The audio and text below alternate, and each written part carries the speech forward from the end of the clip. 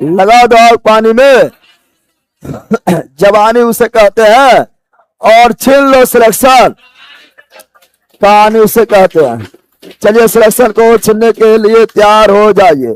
Let's start class, class को start and आगाज करते हैं। और ये रहा आपका, देखिए एवं आपका पालमपुर की कहानी है। संसाधन के रूप में लोग है, निर्धनता एक चुनौती है, भारत में खाद्य सुरक्षा है, धरा धरा देखते हैं। देखे रे, चलिए पहला क्वेश्चन ये रहा, दिखाई दे रहा। पहला क्वेश्चन आपके सामने ये रहा, ऑनलाइन वालों जल्दी बोलो। उत्पादन के संगठन के संदर्भ में निम्न कथनों पर विचार करें। पहले यहां ध्यान दो, डायरेक्ट क्वेश्चन पूछता है ऑनलाइन वालों, डायरेक्ट क्वेश्चन पूछता है उत्पादन के मुख्य कितना कारक होता है। डायरेक्ट क्वेश्चन पूछता है उत्पादन का मुख्य कितना कारक होता है। तो उत्पादन का मित्रों चार कारक होता है ना। एक होता है भूमि, क्या होता है भूमि। दूसरा होता है पूंजी, क्या होता है। और तीसरा होता है श्रम, क्या होता है। और चौथा होता है उद्यमी। धमी होता, उद्यमी क्या होता है उद्यमी होता है।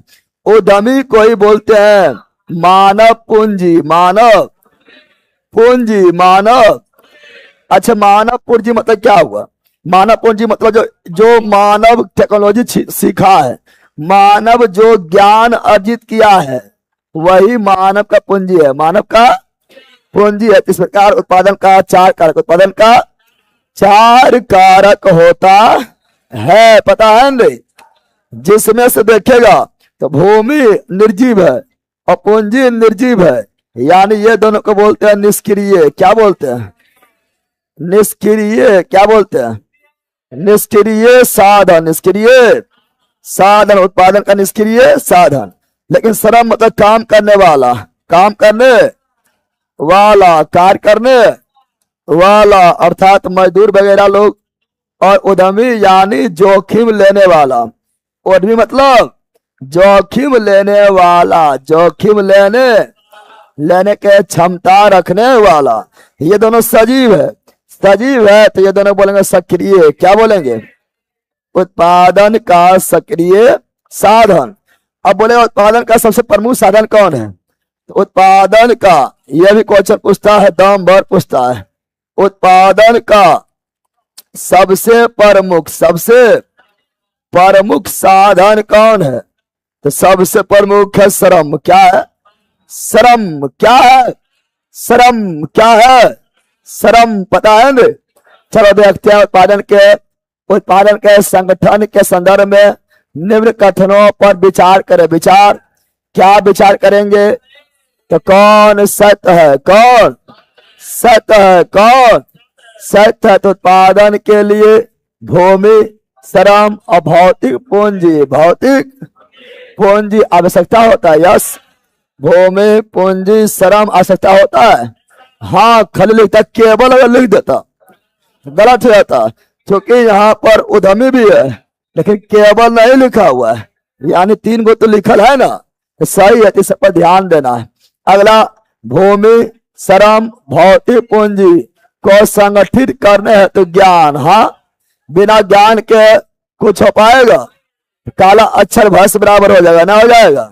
ज्ञान एवं उद्यम की आवश्यकता होती है। यस, जिसे मानव पूंजी कहते हैं। यस, मानव पूंजी, मानव। क्या ये सही है। यस, तो कौन सही है।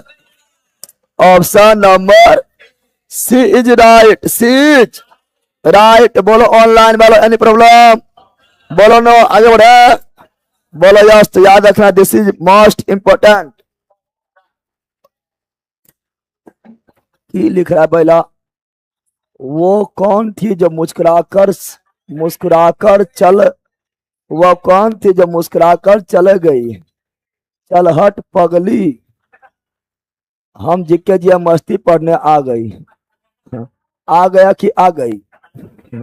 चलो यहाँ ध्यान दो। तो option number C, option number C is right. चलो नेक्स्ट, जल्दी बोलो, धर धर बोलो, जल्दी बोलो ऑनलाइन वालों, धर धर। भूमि मापन के संदर्भ में निम्न कथनों पर विचार करें। भूमि मापन के संदर्भ में, भूमि मापन के मानक इकाई हेक्टेयर है। यस, भूमि मापन का इकाई तो बहुत है, लेकिन उसमें एगो मानक इकाई हेक्टेयर भी है। हेक्टेयर भी सही है रे? कौन सही है? एक सही है, एक सही है। अगला, एक हेक्टेयर 100 वर्ग मीटर के बराबर नहीं। एक हेक्टेयर किसे बोलते पता है? तो एक हेक्टेयर का मतलब क्या होता है? तो एक हेक्टेयर का मतलब होता है 100 मीटर वाला, 100 मीटर भुजा वाला वर्ग का क्षेत्रफल। 100 मीटर भुजा वाला वर्ग का क्षेत्रफल, 100 मीटर भुजा वाला वर्ग का क्षेत्रफल, 100 मीटर भुजा वाला, यानी वैसा खेत जिसकी भुजा 100 मीटर हो तो उसका जितना क्षेत्रफल होगा वही कहलाएगा एक हेक्टेयर। तो क्षेत्रफल जान गया है ना? तो क्षेत्रफल निकालेंगे तो क्या हो जाएगा? भुजा वर्ग न रे, तो भुजा स्क्वायर, भुजा यानी 100 का स्क्वायर यानी 10,000, 10,000। तो एक हेक्टेयर 100 वर्ग मीटर नहीं, 10,000, 10,000 वर्ग मीटर। तो ये गलत है। क्या है? कौन सही है? केवल एक, केवल एक नहीं समझा है, बकलोल है। बोलो ना, समझ गया है ना? अच्छा ठीक है ना? आप लोग को बोलेगा एक हेक्टेयर बराबर कितना कट्ठा होता है? तो ये सभी राज्य के अनुसार बदलते रहता है। तो बिहार में एक हेक्टेयर बराबर 79 कट्ठा है। कितना है? 79, 70। और एक बीघा बराबर, एक बीघा बराबर 20 कट्ठा, 20 कट्ठा यानी एक हेक्टेयर में लगभग 4 बीघा। एक हेक्टेयर में लगभग 4 बीघा ना हो जाएगा रे? ये सभी भी याद रखना। तो option number A, option number A is right, A is right. बोलो एनी प्रॉब्लम ऑनलाइन वालों? बोलो नो एनी प्रॉब्लम? अरे बोलो नो एनी प्रॉब्लम? बोलो नो, आगे बढ़े। बोलो यस। टेलीग्राम पर शेयर किया है क्या चीज? एकड़ कहाँ लिखा है?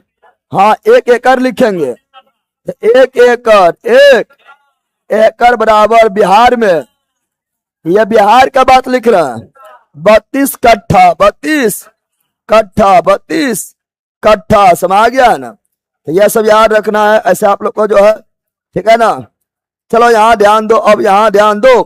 तो option number A, option number A is right, A is right. चलो आगे बढ़ते हैं जल्दी जल्दी ऑनलाइन वालों। बोल रहा है हरित क्रांति, दिस इज मोस्ट इंपोर्टेंट। हरित क्रांति के संदर्भ में निम्न कथनों पर विचार करें। हरित क्रांति के बारे में निम्न कथनों पर विचार करना है। तो चलो, हरित क्रांति के दौरान अधिक उपज वाले बीज, हाँ, हाइब्रिड बीज का प्रयोग किया गया है।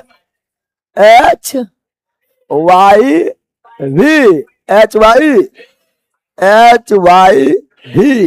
HYV का मतलब है ना high yielding, high yielding variety,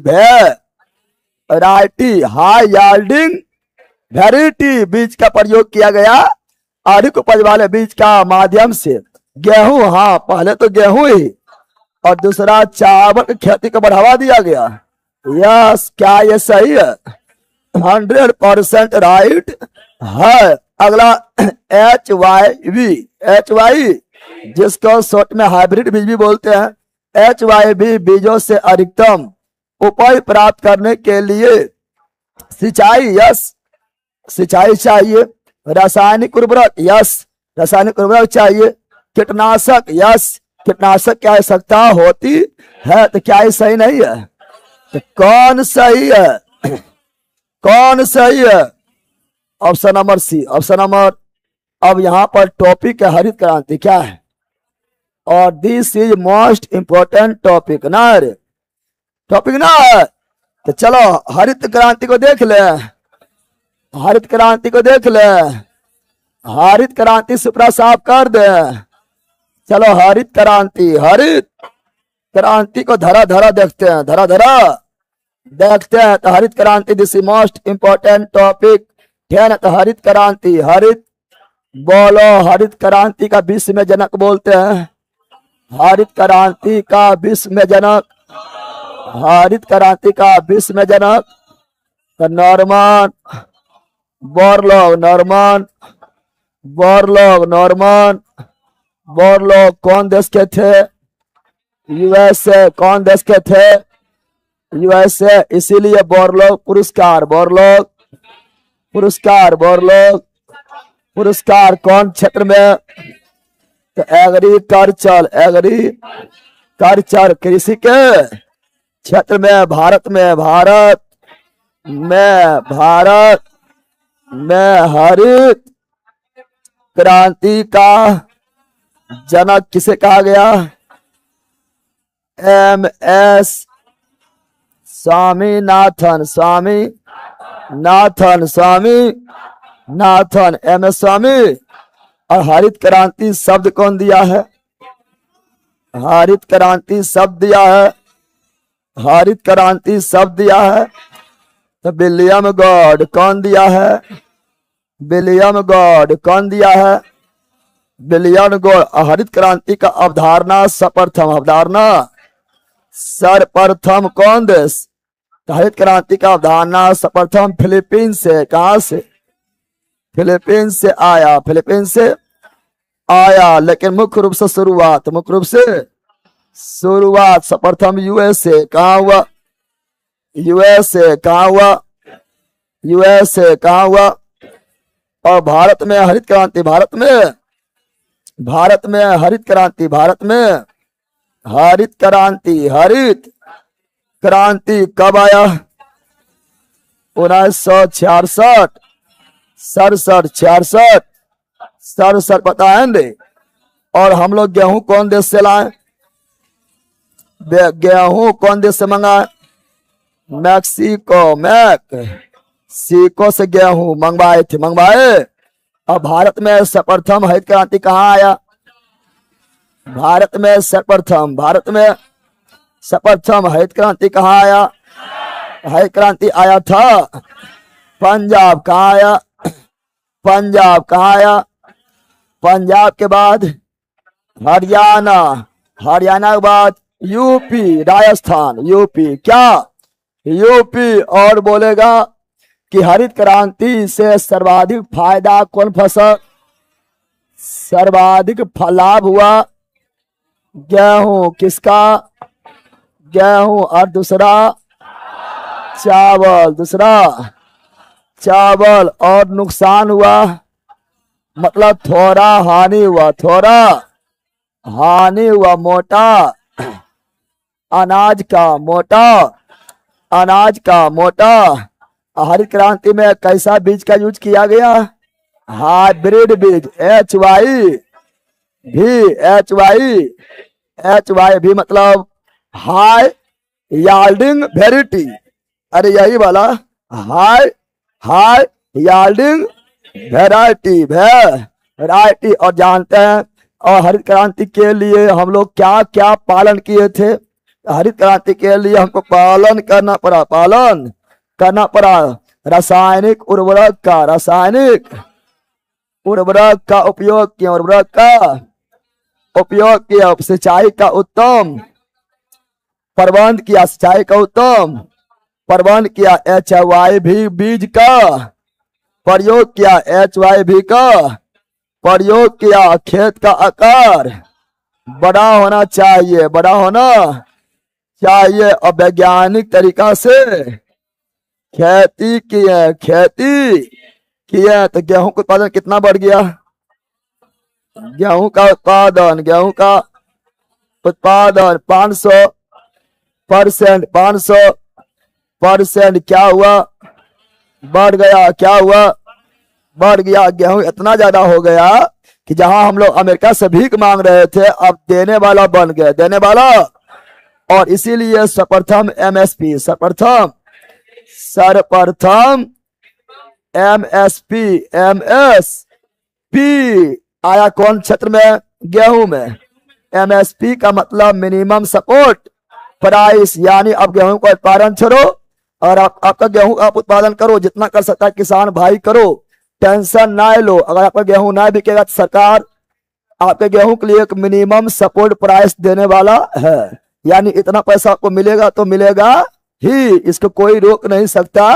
और एमएसपी शुरुआत हुआ 1965 में पहले ही घोषणा कर दिया था। और इसके अनाज के स्टोर के लिए FC food corporation of India 1964 पता है ना? हरित क्रांति के बारे में इतना याद रखना, याद रहेगा? बोलो यस, याद रहेगा? अरे बंदर जो हमसे लगातार पढ़ रहा है उसको ऑलरेडी याद है ना? याद है रे? अरे याद है? ये रहा आपका हरित क्रांति, हरित क्रांति, हरित क्रांति, हरित क्रांति, हरित। और ये रहा क्वेश्चन, ये रहा, ये भी सही और ये भी option number C, option number. ये इंपॉर्टेंट टॉपिक था इसीलिए इसका चिरहरण क्या हो गया है? Postmortem, postmortem. चलो नेक्स्ट, जल्दी बोलो, जल्दी बोलो, ऑनलाइन वाला धारा धारा बोलना है, धारा धारा बोलना है। पंजाब में कृषि के संदर्भ में निम्न कथनों पर विचार करें। पंजाब में कृषि के बारे में निम्न कथनों पर विचार करें। देश में रासायनिक खाद का सबसे अधिक प्रयोग पंजाब में होता है। यस, सही है, सही है। चूंकि हरित क्रांति प्रथम पंजाब में हुआ, पंजाब में। और यहाँ प्रति हेक्टेयर गेहूं और चावल का उत्पादन सर्वाधिक होता है। इसीलिए जब कृषि होगा तो रासायनिक खाद भी चाहिए। तो ऑप्शन नंबर 1 इज राइट। नहीं अरे लाइक कर दो एक बार ऑनलाइन बार। रासायनिक खाद के निरंतर प्रयोग से मिट्टी की गुणवत्ता बढ़ती है। रासायनिक खाद यूरिया, पोटास, डीएपी लगातार देंगे तो क्या मिट्टी की गुणवत्ता बढ़ेगा? नहीं, घटता है। क्या होता है? घटता है, कमी होता। इसीलिए जो है बोलता है कि साल में एक बार या दो साल में 3 साल में एक बार दलहनी पौधा जरूर लगाना चाहिए, जिससे कि वो नाइट्रोजन को प्राकृतिक रूप से अवशोषित करके मिट्टी की उर्वरता बढ़ा दे। समझा रे? ये गलत है। क्या है? तो कौन, यहां ध्यान दो, कौन असत्य है? कौन असत्य है? तो बेबी असत्य है। बेबी कौन गलत है? बेबी गलत है, बेबी गलत है। समझा? गलते पूछा, गलते। अच्छा बोलेगा देश का, क्या बोलेगा? 2 गो स्टैटिक पॉइंट लिखो, स्टैटिक पॉइंट। देश का पहला रासायनिक उर्वरक कारखाना कब और कहां? देश का पहला रासायनिक उर्वरक कारखाना कब और कहां? जल्दी बोलो। देश का पहला रासायनिक उर्वरक कारखाना कब और कहां खोला गया? तो 1906 रानीपेट, तमिलनाडु। अरे बगुलबा दरोगा में भी आया हुआ है कि तुम पढ़ता है? यह सब पढ़ता है, 1000 बार पढ़ाए थे। मुड़िया खाली हिलाता है, 10 बार कौन सी हजारों बार से बोलते रहते हैं। 1906 रानीपेट, तमिलनाडु पढ़ाते हैं। लेकिन फिर पढ़ाते हैं स्वतंत्र भारत का, स्वतंत्र भारत का पहला रासायनिक उर्वरक कारखाना कब और कहा? तो 1951 सिंदरी। अरे बैला मुहास आवाज नहीं निकलता है रे। सिंदरी, धनबाद, झारखंड। कहा? झारखंड। बैला ये लोग यो सब भूल गया है रे, दाम पढ़ाए तो भूल गया है। बैला जब ये है ना यार है तो इधर क्या बोखरा है। तो option number B, option number B is right. B is right. बोलो एनी प्रॉब्लम? बोलो नो। आगे बढ़े, बोलो यस। तो धर धर लाइक करते चलो। ठीक है, तुम लोग एनसीईआरटी डिमांड करता है, उस प्रकार सपोर्ट रहेगा तो उन्हें गर्दा मचाएंगे। क्वेश्चन नंबर 5, भारतीय कृषकों से संबंधित निम्नलिखित कथनों में से कौन सा या से असत्य, गलत है, सही नहीं है? तो सीमांत एवं छोटा कृषकों के पास 2 हेक्टेयर से कम भूमि होता है, सही है। छोटा किसान और सीमांत किसान के पास 2 हेक्टेयर से कम भूमि होता है। और 1 हेक्टेयर बराबर बताए थे बिहार में, बताए थे 79 कट्ठा। समझा रे? हाँ सही है। अर्ध मझोले, अर्ध मझोले मतलब मीडियम, मीडियम किसान, मध्यम श्रेणी का छोटा किसान, ठीक है ना। और बड़े कृषकों के पास 2 हेक्टेयर से अधिक भूमि होता है, सही है। क्या है? तो कौन गलत है? कौन? तो ना तो 1 ना ही 2, कोई गलत नहीं है। अब याद करो, यहां ध्यान दो। अगर सीमांत किसान रहेगा तो 1 हेक्टेयर से कम, 1 हेक्टेयर से, अगर सीमांत किसान रहेगा तो 1 हेक्टेयर से कम भूमि होगा। छोटा किसान का मतलब 1 और 2 हेक्टेयर के बीच, तो वही तो लिखा था छोटा किसान, यानी 2 हेक्टेयर से कम, तो 1-2 के बीच ना हो गया, ठीक है ना। फिर अर्ध मध्यम यानी वह मंझला, मंझला, अर्ध मध्यम मतलब अर्ध मझोले, अर्ध मझोले तो 2 से 4, 2 से, और मध्यम 4 से 10, और बड़ा 10 से अधिक। तो अर्ध मझोले हो या मध्यम हो या बड़ा हो, सब 2 से अधिक न है रे, सब 2 से अधिक है। तो अर्ध मझोला हो या बड़ा हो, सब 2 से अधिक। तो सही ना लिखा हुआ है? यस, तो दोनों सही है, गलत कोई भी नहीं है। समझा बंदर? हाँ चलो नेक्स्ट, जल्दी बोलो, जल्दी बोलो, धर धर दिखाई दे रहा है, जल्दी बोलो। क्वेश्चन नंबर 6, निम्नलिखित में से कौन सा कथन सही नहीं है, यानी गलत है, असत्य है, ठीक है ना। देखते हैं। खेत के नए तरीकों में जमीन कम लगती है। हाँ, नया तरीका अगर है तो कम में जमीन लगेगा लेकिन उत्पादन अच्छा हो जाता है। लेकिन पूंजी बहुत, हाँ वैज्ञानिक तरीका से खेती करेंगे तो सिंचाई प्रॉपर, हाइब्रिड बीज प्रॉपर, उर्वरक प्रॉपर, ठीक है ना। तो सब कुछ ध्यान रखना पड़ेगा। तो पूंजी बहुत ज्यादा लगता है, सही है। क्या है? सही है, लेकिन सही नहीं है, चुनना है। अगला, छोटे किसान का उत्पादन इतना नहीं होता है कि वह अपने बचत से पूंजी जुटा सके, सही है। एकदम गलत क्या है? तो कोई भी मारेगा, सही है। अनपढ़ भी मारेगा। जमीन उत्पादन का सबसे प्रचुर कारक है, नहीं अभी हम बताए थे। उत्पादन का सबसे प्रमुख कारक श्रम बताए थे। उत्पादन का 4 कारक पढ़ाए थे। जमीन यानी भूमि, जमीन यानी भूमि, दूसरा पूंजी, तीसरा श्रम और चौथा उद्यमी। और ये चारों में सबसे इंपॉर्टेंट श्रम। और यहाँ पे लिख दिया किसका? भूमि के बारे में, जमीन के बारे में। तो यही गलत है, यही तो कौन सही नहीं है? Option number C. समझ आ गया है?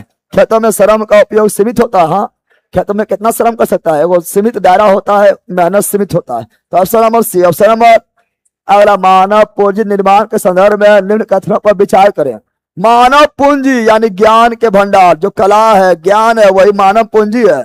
मानव पूंजी बोले या मानव संसाधन, मानव और मानव पूंजी या संसाधन उसका ज्ञान है। क्या है? जो वो ज्ञान अर्जित किया है, उसका ज्ञान है, उसका स्वास्थ्य है, उसका ज्ञान भी है, उसका हेल्थ भी है। हेल्थ अच्छा और ज्ञान रहेगा तभी कुछ कर पाएगा। और मानव को संसाधन के रूप में यूज करने के बाद 8वीं पंचवर्षीय योजना न किया गया है। मानव को संसाधन के रूप में विकसित किया जाए, ये 8वीं पंचवर्षीय योजना में घोषणा किया गया था। न तो मानव जो है कोई कर्म का नहीं रहेगा, खाली जनसंख्या ज्यादा रहेगा, लेकिन विकास में कोई योगदान नहीं रहेगा। सब बैठ के करेगा, पत्ता खेलेगा, ऐसे ऐसे करेगा, 1 2 इक्का 3 4 और चिल्लाएगा खाली बैठ के। समझ गया है ना? तो उसका दिमाग का यूज करवाओ। अगला तो देखते हैं, मानव संसाधन को शिक्षा तथा स्वास्थ्य द्वारा विकसित करना मानव पूंजी निर्माण कहलाता है। मानव पूंजी, मानव संसाधन का मतलब ज्ञान और स्वास्थ्य। अब ज्ञान बहुत है, उसका स्वास्थ्य के ध्यान में रखा तो बताओ काम कर पाएगा? ज्ञान और स्वास्थ्य दोनों, ज्ञान और स्वास्थ्य दोनों। अगला, मानव पूंजी निर्माण देश की उत्पादक शक्ति में वृद्धि करता है। यस, मानव पूंजी ज्ञान तो वृद्धि करबे करेगा ना, और जापान इसी का प्रयोग करके आगे बढ़ा है। तो कौन सही है? तो option number C, option number 1 और 2 दोनों। समझा बंदर? बोलो यस। धर धर लाइक करो तुम लोग। मानव विज्ञान, मानव पूंजी है ना, लाइक करो। कोरिएशन है, स्वास्थ्य अच्छा ना है। हाँ चलो यहाँ ध्यान दो। अगला ये रहा, जल्दी बोलो, जल्दी बोलो ऑनलाइन वालों। आर्थिक क्रियाकलाप के संदर्भ में निम्न कथनों पर विचार करें। आर्थिक क्रियाकलाप को तीन भाग में बांटते हैं। पहला प्राथमिक, पहला आर्थिक क्रियाकलाप का 3 क्षेत्र होता है। पहला प्राथमिक और दूसरा सेकेंडरी यानी द्वितीयक क्षेत्र, द्वितीयक न पढ़ेले अरे, और तीसरा टर्सरी यानी तृतीयक क्षेत्र, तृतीयक क्षेत्र पढ़ेले है। तो आर्थिक क्रियाकलाप का 3 क्षेत्र होता है। प्राथमिक को बोलते हैं कृषि, क्या बोलते हैं? कृषि क्षेत्र, कृषि।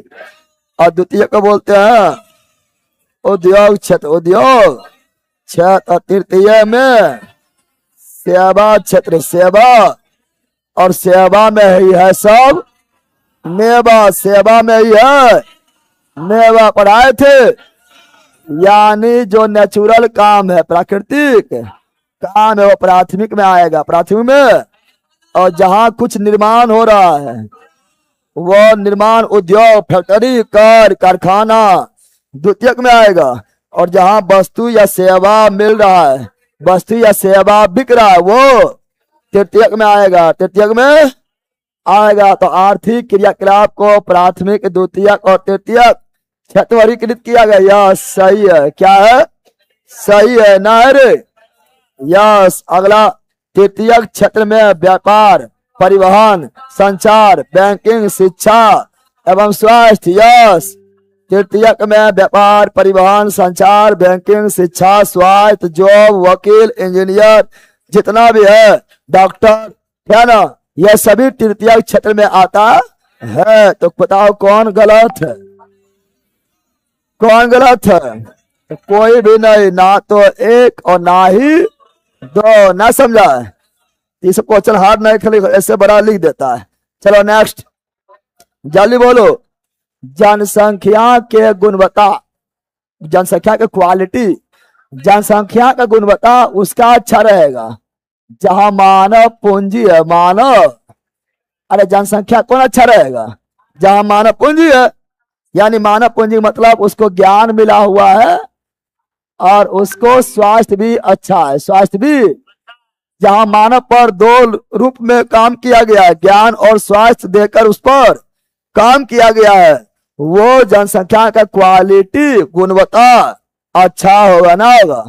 अब भारत में इसी का अभाव है, इसी का अभाव है। इसलिए जो है लाखों अनुभक्त है, लाखों अनुभक्त है। कोई जो है इन पार्टी पीछे, कोई वो पार्टी पीछे, कोई ये धर्म को वो धर्म को, जाति कोई पार्टी कोई धर्म, है ना, इसी पीछे पागल है ना, और पाखंड में फसल है। क्योंकि उसका ना तो उसको ज्ञान मिला ना तो स्वास्थ्य मिला, और पागल हो रहा है। क्या लेके आया है, क्या लेके जाएगा? और जो बोल रहा है कुछ लेके आया है और अरबों संपत्ति बना लिया है, और तरह सिखा रहा है, क्या लेके आया है, क्या लेके जाएगा? सब यही रह जाएगा।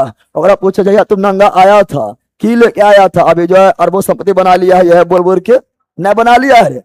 बोला क्या लेके आया? कुछ न लेके आया, लेकिन दुनिया में कमाल करके जाएंगे। समझ आ गया ना? अपने जो है लूट रहा है, तेरा कह रहा है गोबर खाओ, ठीक है ना, अनभक्त बनो, समझा बंदर। चलो यहाँ ध्यान दो, तो जनसंख्या का गुणवत्ता, गुणवत्ता का बात कर रहा है, जनसंख्या के गुणवत्ता, साक्षरता दर, यस, साक्षरता दर, शिक्षा, ध्यान है, जीवन प्रत्याशा, यस, जीवन प्रत्याशा मतलब लाइफ का स्टैंडर्ड कितना है, आयु सीमा कितना है, कितना समय तक इस देश में या किसी भी देश में औसत आयु जीवित रहने का है, तथा कौशल निर्माण, यस, कौशल निर्माण, ध्यान है, यानी बुद्धि का निर्माण, कौशल का निर्माण, यह सब जनसंख्या क्वालिटी है, क्या है। अब भारत में इसी का अभाव है, इसी का अभाव है। अगला, साक्षर और स्वस्थ जनसंख्या, मतलब कि ज्ञान और स्वास्थ्य जनसंख्या देश के लिए परिसंपत्ति है, यस।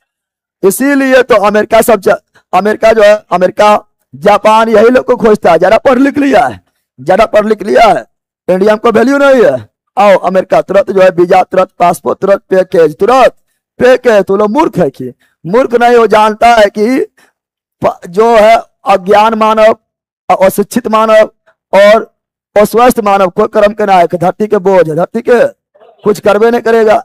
तो वो लोग तुरंत बुलाता है किसको, तो ज्ञान यानी कौशल प्राप्त और अच्छा मानव को तुरंत बुलाता है। और भारत में इसका कोई कदरे नहीं है, जैसे सोनम वांगचुक को कदरे नहीं है, देश के लिए बहुत चीज दिया है, बहुत चीज किया है ना, वो एक वैज्ञानिक की श्रेणी में आता है, और खाली भारत से सम्मानित ही नहीं है बल्कि वर्ल्ड के अन्य देश भी सम्मानित किया है, और सबको कदरे ना है ना। यहाँ पर वैज्ञानिक को कदर नहीं, पढ़ा लिखा को कदर नहीं, ना, कुशल लोग को कोई कदर नहीं।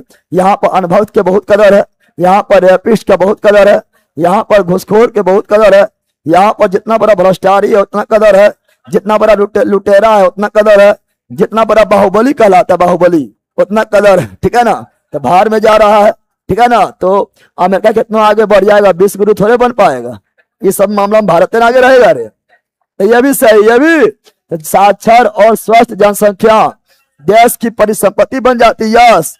तो कौन सही है, तो जनसंख्या गुणवत्ता के बारे में ये भी सही है, और ये भी, तो option number C, option number नहीं समझा है, अरे समझ गया है। चलो ये बोलो, मानव पूंजी क्या है, तो बार बार बोल रहा है, कौशल और निहित उत्पादन का, ज्ञान का stock, option number B, option number नहीं बन रहा है। हाँ, तो तुम लोग भी ये अर्जित करो, नहीं तो तुम लोग भी जो है उसी तरह रह जाएगा। भारत में साक्षरता दर के संदर्भ में दिए गए कथनों में से कौन सा सत्य है, क्या है, सत्य का मतलब सही है। तो देखते हैं 1951 से 2018 के बीच कुल साक्षरता दर में निरंतर वृद्धि हुआ है। अब जो अनपढ़ भी है ना, जो साक्षरता रेशियो वगैरह याद नहीं है, तो वो भी मारेगा कि जैसे जैसे समय बढ़ रहा है साक्षरता दर बढ़ रहा है, नहीं मार पाएगा रे। सही है, पता है ना। 100% साक्षर वाला पहला राज्य घोषणा किया गया मिजोरम, 100% साक्षर वाला दूसरा राज्य घोषणा किया गया गोवा, और तीसरा घोषणा किया गया त्रिपुरा, और चौथा हिमाचल प्रदेश। महिला कहेगा सही है, क्या है, प्रत्येक वर्ष पुरुष साक्षरता दर महिला साक्षरता दर से अधिक रहा। महिलाओं जो है अभी भी बहुत पीछे है, ठीक है ना। यहाँ पर अभी जो है लैंगिक समानता नहीं हुआ है, यानी यह भी सही, ये भी। तो बोल रहा है क्या, कौन सही है, कौन, तो option number C, option number. अब हम लिख रहे हैं 2011 के जनसंख्या के अनुसार, कहीं बैठल है कि 2011 के जनसंख्या के अनुसार भारत का साक्षरता दर तो 74.04%, पता है ना। और पुरुष साक्षरता दर, अगर पुरुष क्या बात करें तो 82, क्या ना, 82.141% साक्षर है। अगर महिला के बात करें तो महिला लगभग इंडिया में 2011 के अनुसार 65% साक्षर है। अगर सर्वाधिक साक्षर का बात करें राज्य में तो केरल क्या हो जाएगा, केरल क्या हो जाएगा। और न्यूनतम साक्षर की बात करें तो आइए ना बिहार में, आइए ना बिहार में अनपढ़ बना देंगे बीचे बाजार में, समझ। सबसे ज्यादा पागल जो है ना, चूंकि देखो जो जितना ज्यादा गरीब रहेगा, जो जितना अनपढ़ रहेगा और साक्षर रहेगा, वहां के पीछे वहां के लोग जो है अपने पर कम ध्यान देगा, दूसरा पर ज्यादा ध्यान देगा। कोई आया भोजपुरी के अभिनेता पागल हो गलो, टबरबा पर चलो टबरबा पर। कोई साउथ से भी आया एक्टर पागला गया है, इतना भीड़ लगा कि रिकॉर्डर तोड़ देता है। कोई बाबा भी आ गया है, पूरा पटना जाम, पूरा बिहार जाम। गांव टोला से उठ कर महिला जा रही है, वहां जाके बोलेगी कान बोला मेहरा लो, नाका बोला नोच ले को, ठीक है ना, बौख रहे जाके, ठीक है ना। और इसीलिए तो दिल्ली से भी टीचर पटना आता है, और दिल्ली से भी टीचर आएगा पटना, और यहाँ इतना भीड़ लग जाएगा बिहारी स्टूडेंट के कुछ कहने का नहीं, एकदम दम भर भीड़ लग जाएगा। अब वो भी जो है बिहार आएगा, अपना प्रचार प्रसार करेगा, और एक बार गमछी बांधेगा और लॉलीपॉप पर डांस करेगा, ठीक है ना।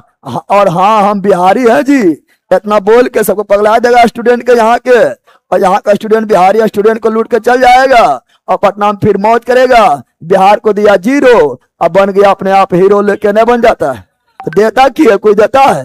बिहार से अपने आप को जो खाली फेमस कर लेता है, लेकिन मिला तुमको क्या, कुछ मिला? एक पैकेट नाश्ता, एक पैकेट नाश्ता जो बाहर से भी आ रहा है। हाँ बिहार में कुछ काम करेगा, अगर वो बिहार में काम कर रहा है तो बिहार को कुछ मिल भी रहा है, क्योंकि वो काम करेगा तो आस पड़ोस विकास होगा। लेकिन वो तो बाहर से आता है और लूट के चल जाता है, तो समझेगा तब ये बंदर। ये ना समझो तुमको, तुम खाली ये लोग को खाली बोल देगा, एक बिहारी सो पर भारी पगला जाएगा, लगेगा केकरो मार देगा, पगला जाएगा, और बाहर में जाके जो है वही जाके मजदूरी काम करेगा, ठीक है ना। तो यहाँ पर अगर बात करेंगे न्यूनतम साक्षर बिहार, क्या अगर यूटी में सर्वाधिक, यूटी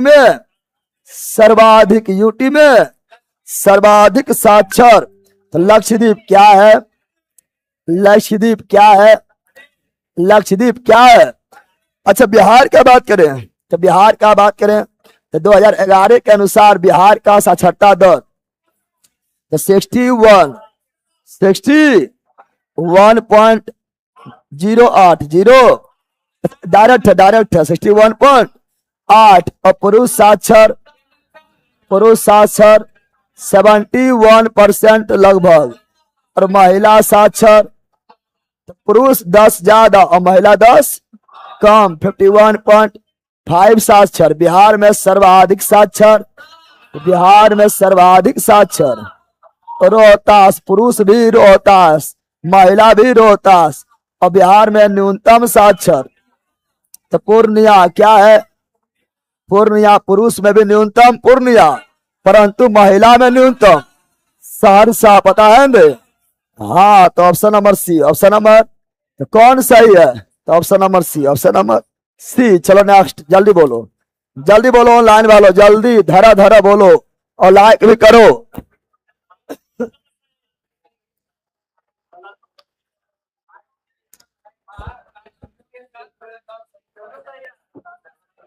लाइक भी करो। चलो यहां ध्यान दो, सर्व शिक्षा अभियान के विषय में निम्न कथनों में असत्य कथन का चयन करें। असत्य, गलत कथन का चयन करना है। 6 से 14 वर्ष की आयु के वर्ग के गरीब स्कूली बच्चों को शिक्षा देना, क्या यह सर्व शिक्षा अभियान का पार्ट है?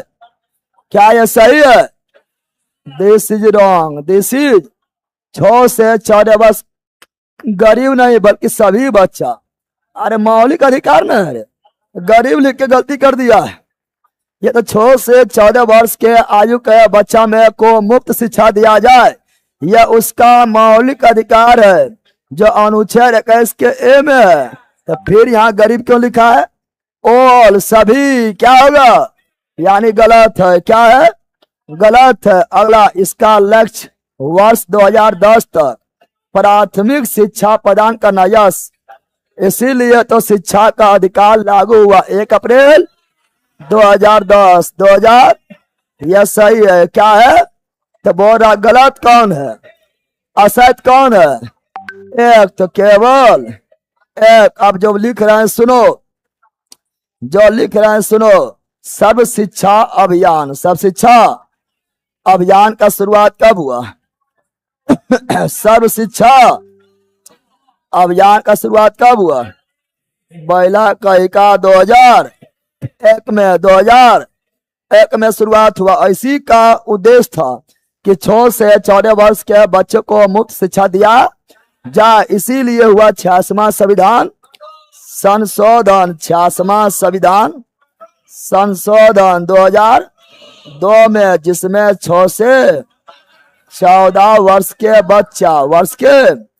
बच्चा को मुफ्त शिक्षा, मुफ्त प्राथमिक शिक्षा, मुफ्त प्राथमिक शिक्षा दिया जाए। यह उसका मौलिक अधिकार है। 21 के ए में। और अभिभावक के कर्तव्य, अभिभावक का कर्तव्य है 11 में, कर्तव्य नंबर 11 ने पढ़ाए थे। और ये सभी जोड़ा गया 86वां संविधान संशोधन 2002। फिर आया था right to education, right to education यानी शिक्षा का अधिकार, शिक्षा का अधिकार, शिक्षा का और शिक्षा का अधिकार। राइट टू एजुकेशन आया 2009, 2000। राइट टू एजुकेशन शिक्षा का अधिकार आया 2009, परंतु ये लागू हुआ 1 अप्रैल 2010। पढ़ाए थे रे। तो यह सभी याद रखना है। This is most important. Question के अनुसार कौन गलत है? तो option number A, option number right. A is right. Any problem? No. चलो जल्दी, कल तो ही पढ़ाए थे, कल ये पढ़ाए थे। भारत में कल सेट में नहीं था।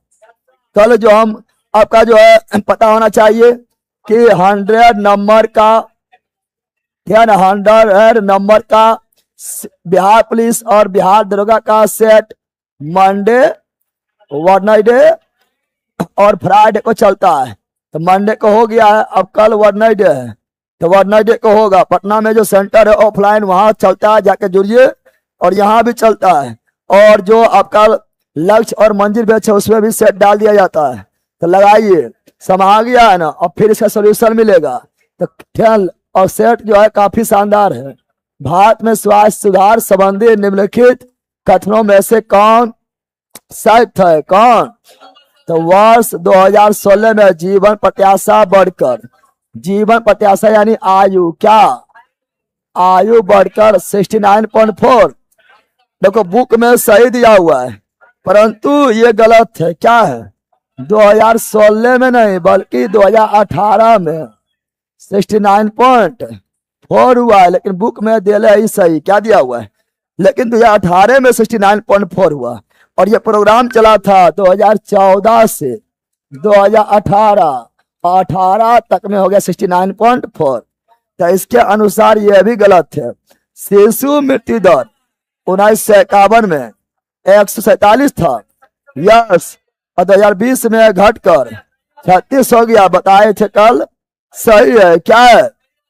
यानी पहले ज्यादा बच्चा का मृत्यु हो जाता था, ज्यादा बच्चे का मृत्यु हो जाता। यानी शिशु मृत्यु दर का मतलब है कि 1 वर्ष से कम आयु के बच्चा जो जन्म लिया है, उसका 1000 बच्चा का जन्म लिया है तो 1 वर्ष से कम बच्चा में कितना का मृत्यु हो गया है? तो 1951 में 1000 बच्चा में से 147, यह सरकारी आंकड़ा है तो मरता तो बहुत ज्यादा है, इतना का मृत्यु हो जाता था। लेकिन 2020 में 36। तो क्या ये है ना, किसके प्रभाव से ही कम हुआ है? तो साइंस के प्रभाव से।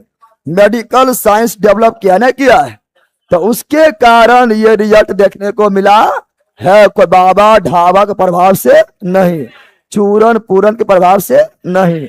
मेडिकल साइंस, मेडिकल साइंस, अभी मेडिकल साइंस हम लोग का तब भी बहुत पीछे है। इसीलिए पहले जानता था लोग कि 3-4 गो अगर रहता है बच्चा तो कम 1-2 गो मरिए जाता है, इसलिए पहले लोग जनसंख्या ज्यादा बढ़ाता था। एक गो गार्जियन देखना, दादा और जमाना में जाना देखना, अगर एक गो के जो है 6 गो 7 गो 8 गो रहता था, बाल बच्चा न रहता था रे, ठीक है ना। शाहजहां को ही देखो ना, शाहजहां को 14 गो था, 7 गो बेटा 7 गो बेटी, और शाहजहां जैसा बादशाह भी अपना बच्चा को बचा नहीं पाया, 7 गो मर गया, 7 गो 50% डेथ रेट था, नहीं था रे।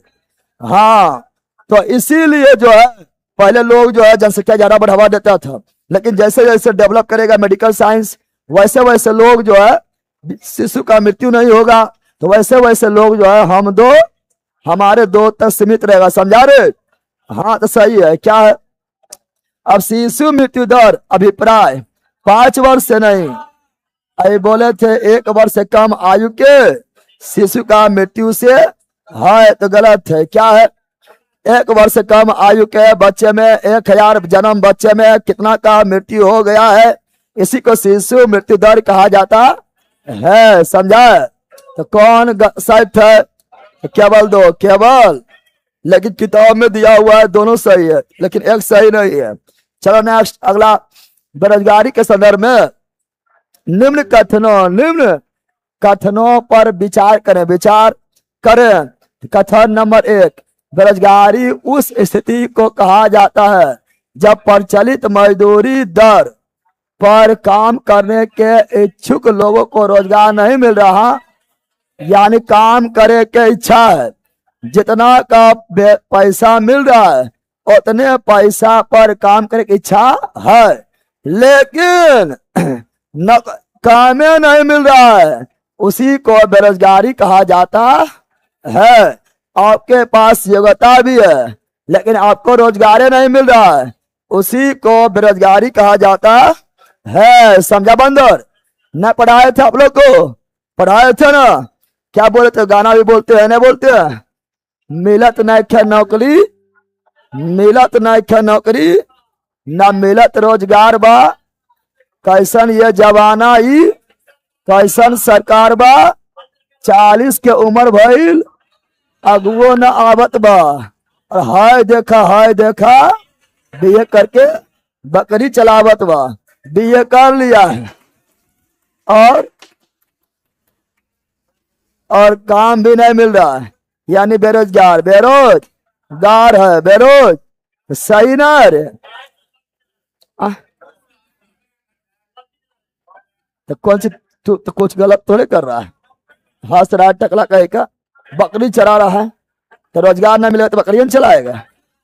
तुम लगता है अंबानी ऐसा फैक्ट्री खोल दिया है। अगला श्रम बल जनसंख्या में 15 से 60 वर्ष के बीच के लोग शामिल है। श्रम बल मतलब जिसको काम करने का पावर है, तो 60 नहीं, 60 से कम, 59 वर्ष, 60 से कम 59 वर्ष, 59, तो ये गलत है। 60 में तो वृद्धा पेंशन मिलेगा, काम नहीं कर पाएगा। हा?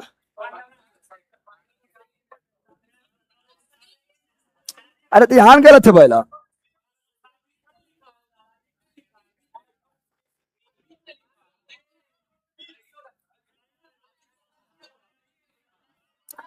पंद्रह वर्ष से 60 वर्ष के बीच, बीच लिखा हुआ है, बीच है तो जो है 60 शामिल नहीं, 60 शामिल नहीं होगा, ठीक है ना। अगर 60 वर्ष तक बीच लिख दिया है, 15 वर्ष से 60 वर्ष, बीच का मतलब 59 उसके बीचे में है, तब सही हो जाएगा। क्या हो जाएगा सही, तो option number C, option number.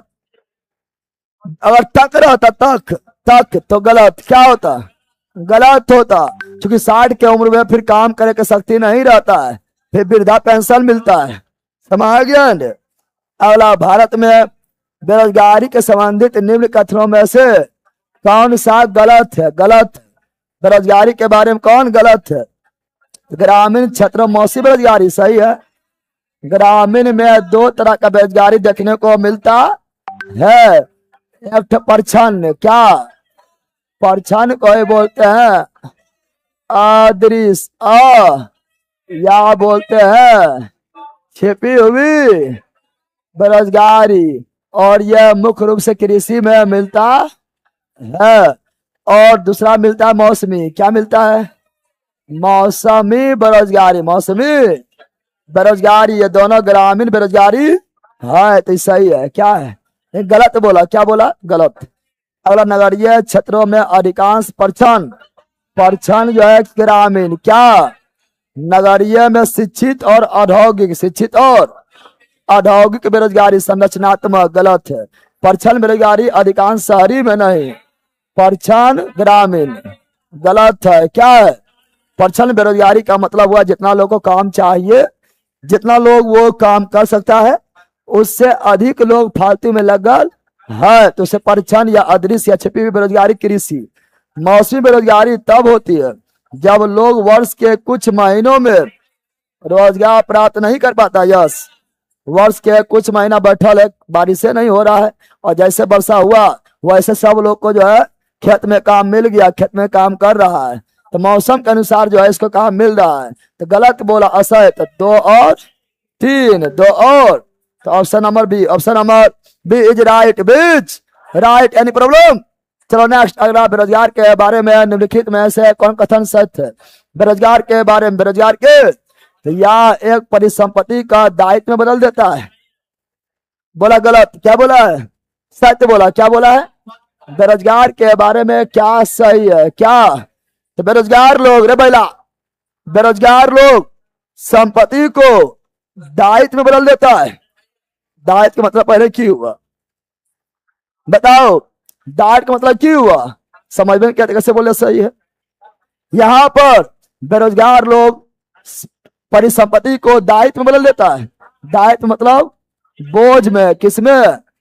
यानी बेरोजगार लोग जो है संपत्ति को जो है बोझ में बदल देता है, यानी उसके पास जो है, ठीक है ना, वो बोझ के रूप में है, चूंकि उसको रोजगार नहीं मिला है, कोई योगदान नहीं देगा, यानी संपत्ति भी, ठीक है ना, जो है उसको भी वो खा जाएगा क्योंकि उसको रोजगार नहीं मिला है, कुछ देगा नहीं, यानी बोझ में, किसमें? तो सही है, बेरोजगारी लोग जो है, ठीक है ना, बेरोजगार जो है के बारे में जो है ये कथन सही है। वो, ठीक है ना, जब उसको रोजगार मिलेगा तो कुछ योगदान देगा, नहीं तो परिसंपत्ति को भी दायित्व बदल देगा। सही है। या आर्थिक बोझ को कम करता है, बेरोजगार आर्थिक बोझ को बढ़ाता है, आर्थिक बोझ को बढ़ा देगा, कमी नहीं मिला है तो भोजन बढ़ जाएगा। रे, ठीक है ना, सरकार को ध्यान देना चाहिए। बेरोजगार में कमी एक मंदीग्रस्त, यानी बेरोजगार में कमी हो रहा है तो एक मंदीग्रस्त अर्थव्यवस्था का संकेतक है। नहीं, बेरोजगार में कमी हो रहा है तो अच्छा अर्थव्यवस्था है, अच्छी बात है। यह गलत है। क्या है? उपयुक्त में सभी कथन सत्य है नहीं, सत्य कौन है? ऑप्शन नंबर है, ऑप्शन नंबर।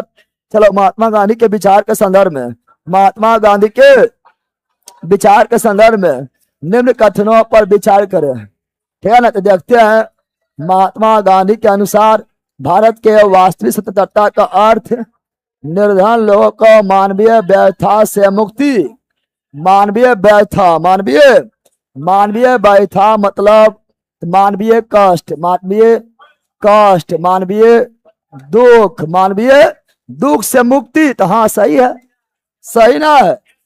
अगला, महात्मा गांधी के केवल राजनीतिक स्वतंत्रता को ही वास्तविक स्वतंत्रता मानता था। नहीं, राजनीतिक नहीं, राजनीतिक, सामाजिक, सामाजिक मतलब समाज में जो भेदभाव हो रहा है, समाज में कुछ लोग अपने आप को उच्च मान रहा है, कुछ लोग को निम्न मान रहा है, जो छुआछूत है, ठीक है ना, ये सामाजिक जो है स्वतंत्रता है, इसको भी खत्म करना है, ठीक है ना, यानी सामाजिक भेदभाव को हो या आर्थिक रूप से, आर्थिक रूप से, ये सभी केवल लिख दिया गलत, केवल लिख दिया है गलत। कौन सही है?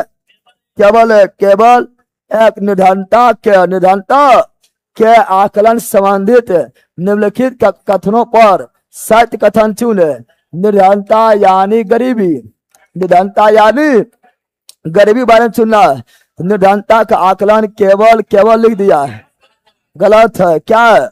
निर्धनता का आकलन केवल आय और उपभोग पर नहीं, आय और उपभोग पर नहीं, बल्कि हम ऐसे भी पढ़ते हैं ऊर्जा के मात्रा, ऊर्जा के मात्रा पर भी निकालते हैं कि ग्रामीण क्षेत्र के लिए 2400 कैलोरी ऊर्जा और शहरी क्षेत्र के लिए 2100 कैलोरी ऊर्जा, और गरीबी के लिए और डाटा है, रोटी है, कपड़ा है, मकान है, शिक्षा है, स्वास्थ्य है ना।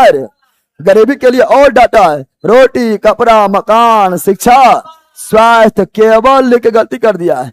आय और उपभोग इसमें मेन है, लेकिन केवल लिख के यही केवल है, ये गलत है, गलत कर दिया। क्या कर दिया है? गलत। अगला बोल रहा है यहाँ पर सही, क्या बोल रहा है? सही चुनना है, तो एक गलत है, एक गलत है, एक गलत है, ठीक है ना। तो या तो ये या तो ये। निरंतरता को निरक्षरता, कुपोषण, स्वास्थ्य सेवाओं की कमी जैसा सामाजिक सूचकों में भी देखा जाता है। निरंतर मतलब है कि निरक्षर यानी असाक्षर, निरंतर मतलब है कुपोषण का शिकार, निरंतर मतलब है स्वास्थ्य सेवाओं की कमी, ठीक है ना। तो यानी इससे भी देखा जाता है, तो ये सही है। क्या है? तो कौन सही थे? तो केवल दो। चलो नेक्स्ट, अगला जल्दी बोलो जल्दी बोलो, लाइन वालों धर धर बोलना है। हाँ, क्वेश्चन आराम से पढ़ो, अपने आप आंसर मिलेगा। इस समय वही होता है, सामाजिक बहिष्कार और सुभेदता पर आधारित गरीबी का, सुभेदता पर आधारित गरीबी के संबंध में निम्नलिखित में कौन कथन सही नहीं है? सुभेदता मतलब उसको कितना सुविधा मिल रहा है, यानी वो जो आय और शिक्षा में कितना सुविधा है। तो समान अर्थों में सही नहीं है बोला है। तो सामाजिक बहिष्कार और सुभेदता पर आधारित गरीबी के विश्लेषण के संबंध में कौन कथन सही नहीं है? किसके आधार पर? सामाजिक बहिष्कार और सुभेदता के आधार पर। समान अर्थों में सामाजिक बहिष्कार गरीबी का कारण और परिणाम दोनों हो सकता है। सामाजिक बहिष्कार गरीबी कारण है, समाज में अगर आपको जो है बहिष्कार कर रहा है, समाज में आपको वो समानता नहीं दे रहा है, ठीक है ना। समाज में अगर आपको जो है हीन भावना देख रहा है, तो वो भी आपको जो है अवसर प्रदान नहीं करेगा, और आपको अवसर नहीं मिल रहा है क्योंकि आपको हीन भावना ही देख रहा है, तो वो भी आप गरीब के श्रेणी में आ जाइएगा, क्योंकि अवसर नहीं मिलेगा। कुछ लोग अपने आपको उच्च समझ रहा है, आपको बहिष्कार कर दिया है, तो आपको उस तरह अवसर नहीं मिलेगा, तो पीछे छूट जाइएगा। नहीं गरीबी, क्या गरीबी? तो यह भी सही है।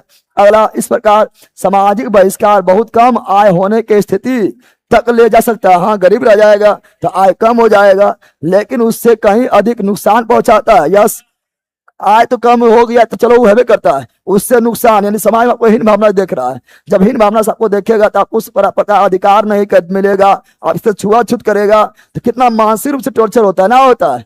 तो ये बहुत बड़ा टॉर्चर है, तो यह भी सही है बोला, लेकिन सही नहीं है, सही नहीं है। गरीबी के प्रति सुविधता एक ऐसा माप है जो आने वाले वर्षों में कुछ समुदाय या व्यक्तियों के गरीब बनने अथवा गरीब बने रहने की अधिक संभावना दर्शाता है। हाँ, तो यह भी सही है, गरीबी बना रह रहा है, इसके कारण और गरीब बना देगा। सुविधता पर आधारित गरीबी का विश्लेषण लोगों को जोखिम से निपटने का सामाजिक और राजनीतिक क्षमता पर आधारित होता है। जोखिम वगैरह ना होगा, ठीक है ना। तो यही सही नहीं, यही सही नहीं है। तो कौन सही नहीं? Option number D. चलो नेक्स्ट, भारत में निधनता रेखा के संदर्भ में निम्न कथनों पर विचार करें। गरीबी रेखा के संबंध में निम्न कथनों पर विचार करना है। चलो विचार करो। ग्रामीण क्षेत्र में प्रति व्यक्ति प्रतिदिन 24 कैलोरी अभी बोले थे, यस, तथा नगरीय क्षेत्रों में 21 कैलोरी, यस। और ये दिया था आलेख समिति, कौन दिया था? आलेख समिति दिया था कि गरीबी ग्रामीण में 2400 और शहरी में 2100। सही है, क्या है? और यहाँ चुनना है गलत, क्या चुनना है? गलत, ये भी ध्यान देना है। अगला, वर्ष 2011-12 में निरंतर रेखा ग्रामीण क्षेत्र में 816 रुपया, यस, और शहरी क्षेत्र में 1000 रुपया, यस। हम जानते हैं यह भी सही है, यह भी। और 11-12 में रंगराजन समिति आया था, रिपोर्ट दिया, बताएंगे तो बोल रहा है कौन गलत है, कौनो नहीं, कौनो। आप लोग याद करो, हम पढ़ाए थे गरीबी से संबंधित समिति, गरीबी से संबंधित समिति। तो पहला बताए थे आलेख, क्या बताए थे? आलेख समिति, आलेख समिति गठन हुआ था 1977 और रिपोर्ट दिया था, सब भूल गया बैला ये सब। 1979 फिर आया लकड़वार, क्या आया था? लकड़वार समिति गठन हुआ था 1989 और रिपोर्ट दिया था 1993 1900। फिर आया था सुरेश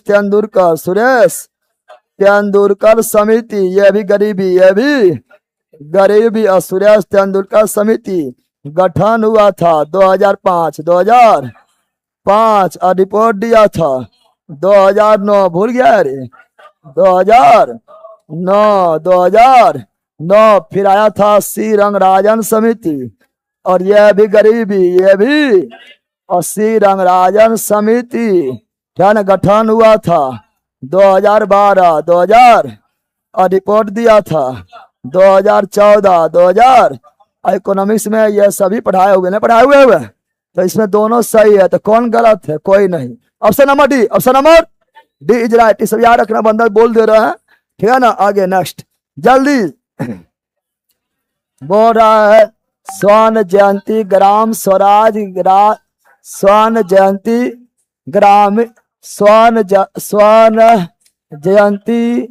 ग्राम स्वरोजगार योजना का मुख्य उद्देश्य क्या है? इसका मुख्य उद्देश्य है निर्धन परिवारों को स्व सहायता समूह में संगठित कर बैंक ऋण एवं सरकारी सहायता द्वारा निर्धनता रेखा से ऊपर लाना, पॉवर्टी लाइन से ऊपर लाना। अच्छा, स्वर्ण जयंती स्वरोजगार योजना प्रारंभ कब हुआ है? यह इंपॉर्टेंट है। कब शुरू हुआ है? यह शुरू हुआ 1999। सुनो यहाँ पे क्या बोल रहे हैं, यहाँ कुछ लिख रहे हैं स्वर्ण जयंती है ना ग्रामीण स्वरोजगार योजना शुरुआत कब हुआ? 1999। लेकिन बोलेगा अन्नपूर्णा योजना तो अन्नपूर्णा योजना शुरुआत हुआ था, तो अन्नपूर्णा योजना शुरुआत हुआ था कब? अन्नपूर्णा योजना शुरुआत हुआ था अप्रैल 2000 अप्रैल। और बोलेगा अंत्योदय, क्या बोलेगा? अंत्योदय योजना तो ये सुशासन दिवस यानी 25 दिसंबर 2000 ईस्वी 2000। यह सब याद होना चाहिए। तो option number B is right. ए बोलता है बकलोल है कि रे बी न होगा रे, पहला बी भी सही है, ए कर रहा है। चलो यहाँ ध्यान दो। भारत में निर्धनता के कारण के संदर्भ में दिए गए कथनों में से कौन सत्य है? कौन निर्धनता के कारण में कौन सत्य है? तो ब्रिटिश उपनिवेश यानी भारत को जब ब्रिटिश गुलाम बनाया, अपने उपनिवेश बनाया, तो उसके नीतियों ने पारंपरिक हस्तशिल्पकारी एवं उद्योग के विकास को बढ़ावा दिया और छीन लिया था।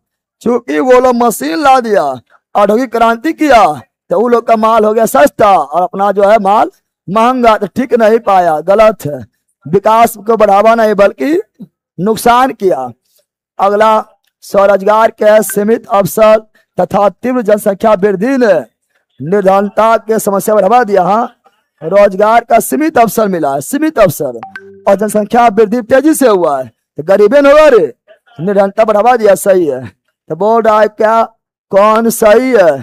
तो केवल तो ऑप्शन नंबर बी। तो सब जरूरी नहीं, इसके लिए तुमको बहुत सारा पढ़ना है। जो पढ़ लेना है वो भी मतलब थोड़ा सा जो है आराम से पढ़ेगा तो बन जाता है, लेकिन जब फैक्ट वाला क्वेश्चन रहता है उसमें पढ़ ले तब ये बनेगा, याद आएगा तब ये बनेगा। लेकिन इसमें याद नहीं है फिर भी अपना कॉमन सेंस लगाओ और बनाओ। समझ गया है ना? चलो नेक्स्ट। अगला निम्नलिखित योजनाओं के और उनके क्रियान्वयन वर्ष का मिलान सुमेलित गलत है। क्या है? प्रधानमंत्री रोजगार योजना 1993 सही है और यह 8वीं पंचवर्षीय योजना का हिस्सा है। 8वीं पंचवर्षीय योजना का हिस्सा है। लेकिन बोलेगा क्या बोलेगा? बोलेगा जवाहर रोजगार योजना, जवाहर या नेहरू, जवाहर या नेहरू रोजगार योजना तो क्या हो जाएगा? 1989 और यह 7वीं पंचवर्षीय योजना, पता है ना? लेकिन प्रधानमंत्री रोजगार योजना 1993, 8वीं पंचवर्षीय योजना। ग्रामीण रोजगार सृजन कार्यक्रम 1995 सही है। यह भी सही। याद ना है तो याद करो। ग्रामीण रोजगार सृजन कार्यक्रम 95 याद हुआ। अगला स्वर्ण जयंती पढ़ाए थे ना, स्वर्ण जयंती ग्राम स्वरोजगार योजना 1999 सही है। प्रधानमंत्री ग्राम योजना योजना, प्रधानमंत्री ग्राम योजना यानी अंत्योदय, ग्राम योजना यानी अंत्योदय, अंत्योदय योजना पढ़ाए थे 25 दिसंबर 2000 ईस्वी, 2000 ईस्वी। उस समय अटल बिहारी वाजपेयी, अटल बिहारी वाजपेयी पता है ना। तो बोल रहा है कौन गलत है, तो ऑप्शन नंबर डी कौन गलत है, ऑप्शन नंबर डी। चलो नेक्स्ट। अगला अमर्त्य सेन के अनुसार खाद्य सुरक्षा प्रमुख आधार क्या है। अमर्त्य सेन ये भारत के अर्थशास्त्री है। अमर्त्य सेन के अनुसार खाद्य सुरक्षा फूड सेफ्टी का प्रमुख आधार क्या है। यह है हकदारियों के आधार पर खाद्य तक पहुंच। खाद्य तक हकदारी का मतलब क्या हुआ, हकदारी का मतलब हुआ है, ठीक है ना, हकदारी का मतलब हुआ है कि आपका जो है क्रय शक्ति, क्रय यानी आपके खरीदने का क्षमता इतना कम हो कि लोग खरीद सके, खरीद, क्रय शक्ति, क्रय शक्ति। फिर हुआ आय, क्या हुआ, फिर हुआ सामाजिक समानता, सामाजिक समानता, ये सभी हकदारियों में आता है। अगर ये सभी आपका ठीक है तो आपका भी हक हो जाएगा, हक हो जाएगा। तो अमर्त्य सेन के अनुसार खाद्य सुरक्षा का प्रमुख आधार क्या है, तो हकदारियों के आधार पर खाद्य तक पहुंच, खाद्य तक। इसमें कानून सुरक्षा भी आता है, यानी कानून कितना मदद कर रहा है, कानून कितना मदद कर रहा है ये भी आता है। तो option number C, option number. Amartya Sen का एक पुस्तक है, याद रखना, अमर्त्य सेन का एक पुस्तक है जो दम भर पूछता है। कहाँ बैठ रहा है रे, अमर्त्य सेन का एक पुस्तक है जो दम भर पूछता है। तो वह पुस्तक क्या है, पॉवर्टी, क्या है, अब बोले poverty and unbritish rule in India, ये सब बोलेगा। पहला poverty and unbritish rule in India Dadabhai Naoroji का था, प्रकाशन 1901 में हुआ था। इसका पॉवर्टी एंड फेमिन्स क्या था, poverty and famines, poverty and famines. और अमर्त्य सेन को नोबेल पुरस्कार, नोबेल और शास्त्र के क्षेत्र में नोबेल पुरस्कार कब मिला था, तो 1998, 1900। ऑप्शन नंबर सी राइट, सीच राइट। चलो लाइक करो ऑनलाइन वालों। अगला मौसमी भूखमरी मुख्यतः किस संबंधित है, तो ये सब देखो याद करने की जरूरत नहीं है, जो ना पढ़ा वो भी मारेगा, कॉमन सेंस का क्वेश्चन।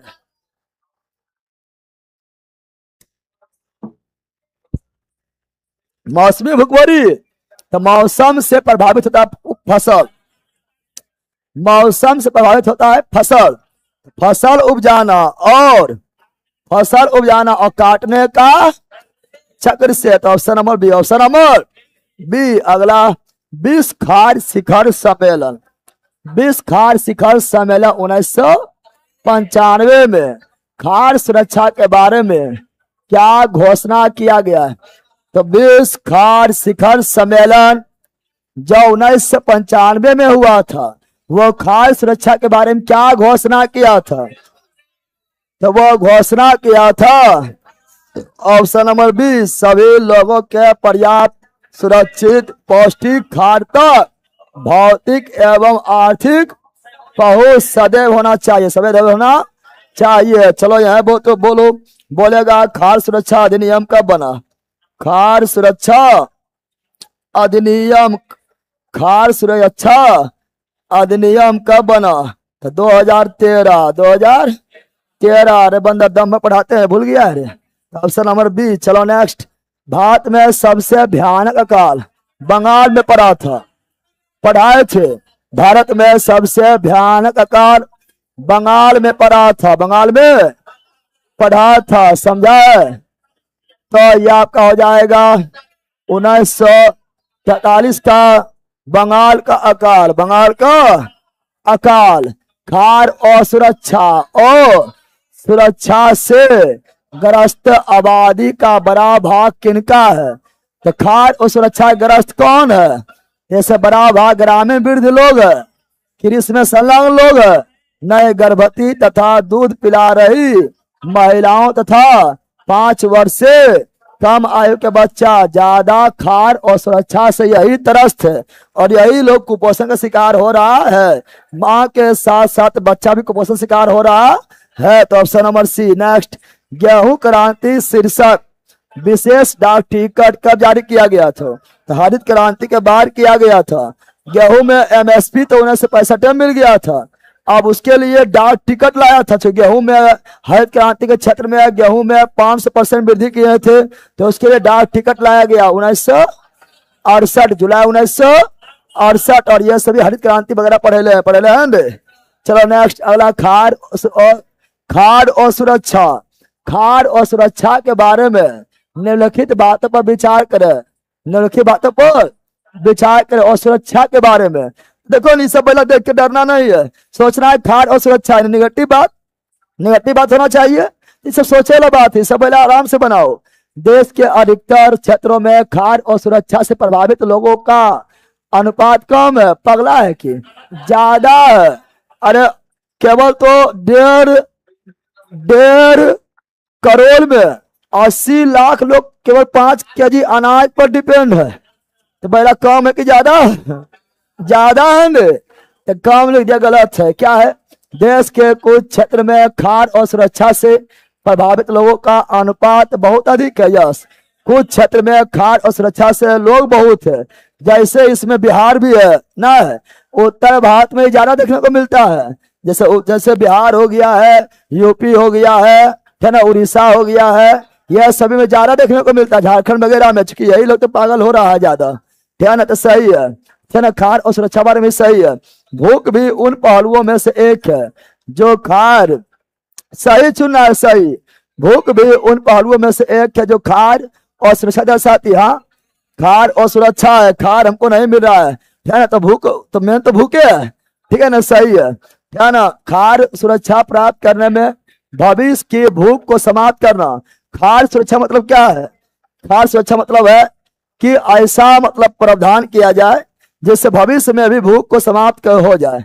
भविष्य में जो पीढ़ी आ रहा है उसको भी दिक्कत नहीं होना चाहिए। तो भविष्य के भूख को समाप्त करना और वर्तमान भूख के जोखिम को कम करना। हाँ, तो वर्तमान लग कम करो, भविष्य में अच्छा उपलब्ध कराओ, ठीक है ना, कि भविष्य में दिक्कत नहीं हो। तो यह भी सही है। तो हम जानते हैं यहाँ पर जो है ऑप्शन के अनुसार होगा। अगर ऑप्शन हम सही देखें तो ऑप्शन आपका जो है 2, 3 और 4, ये 3 गो होना चाहिए। ये तीनों सही है, तीनों और सुरक्षा के बारे में सही है। चलो आगे बढ़ते हैं। अगला सार्वजनिक वितरण प्रणाली, PDS, public distribute system. Public distribute system, तो पब्लिक डिस्ट्रीब्यूट सिस्टम प्रारंभ हुआ 1947। 1900 सार्वजनिक वितरण प्रणाली शुरुआत हुआ 1947, पता होना चाहिए। फिर इसमें हुआ संशोधन, क्या हुआ?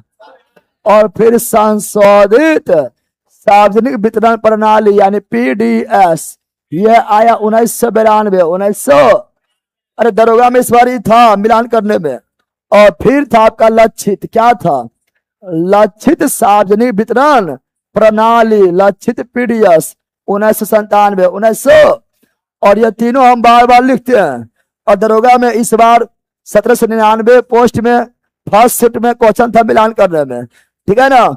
और बताए थे सार्वजनिक वितरण प्रणाली के लिए इंस्टॉल करने के लिए FC food corporation of India 1964 में बना, 64 में बना था, ठीक है ना। अगर एमएसपी बोलेगा तो मिनिमम सपोर्ट प्राइस 1965 गेहूं में आया था। हम बार बार बोलते हैं ना, बोलते हैं रे। तो यहाँ बोला पीडीएस के संदर्भ में पब्लिक डिस्ट्रीब्यूट सिस्टम, सार्वजनिक वितरण प्रणाली के बारे में क्या निम्न कथन पर विचार करें। विचार क्या करना है? कौन सत्य है? कौन सत्य? तो भारतीय खाद्य निगम द्वारा, एफसीआई भारतीय खाद्य निगम, फूड कॉर्पोरेशन ऑफ इंडिया यानी एफसीआई द्वारा अधिप्राप्त अनाज का वितरण विनियमित राशन दुकान के माध्यम से किया जाए। हाँ सही है, राशन दुकान से किया जाता है। उचित दर वाली दुकान पर खाद्यान्न, चीनी, मिट्टी का तेल हाँ मिलता है, बाजार मूल्य से कम कीमत पर हाँ मिलता है। बताओ इस, अच्छा बताओ, यह सब क्वेश्चन को मारने के लिए कौन चीज पढ़े जरूरत है? ज्यादा पढ़े जो उतना है, जो समाज में देख रहा है, इस कॉमन सेंस वाला बात है, ठीक है ना। तो सत्य कौन है, तो दोनों कौन है, लेकिन जो हम ये सब लिखा रहे हैं ना साथ में, तो खाली ना देखरे पड़ेगा ना तो एग्जाम निकलवे नहीं करे, पकड़ा के मर जाएगा। इसलिए हम एक्स्ट्रा में जड़ी बूटी देते रहते ना, देते रहते हैं। खाली अखरे पड़ेगा तो एग्जाम ना निकलेगा, ठीक है ना, सब पढ़ना पड़ेगा, इसलिए निकलता है, जड़ी बूटी देते रहते हैं। चलो यहाँ ध्यान दो, न्यूनतम समर्थित कीमत MSP मिनिमम सपोर्ट प्राइस जो 1965 में लागू हुआ, पहली बार गेहूं, पहली बार गेहूं। तो उद्देश्य क्या है, तो कोई भी मार देगा, क्या ये कोई भारी चीज है, ये बोला वही मारेगा जिसको याद है, याद ना है तो ये नहीं मार पाएगा 1965। लेकिन अगर ये मारना है तो ये बिना याद के भी मारेगा, ठीक है ना।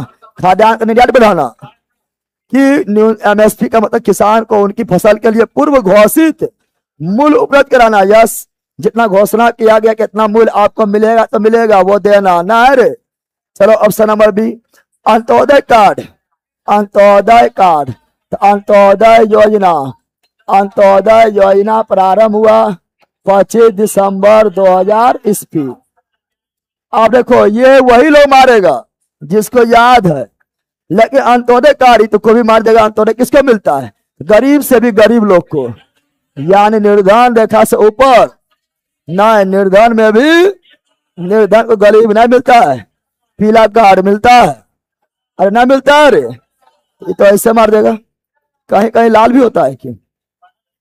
अगला, निम्नलिखित कथनों पर विचार कीजिए, विचार कीजिए, विचार करो कौन सही है, कौन।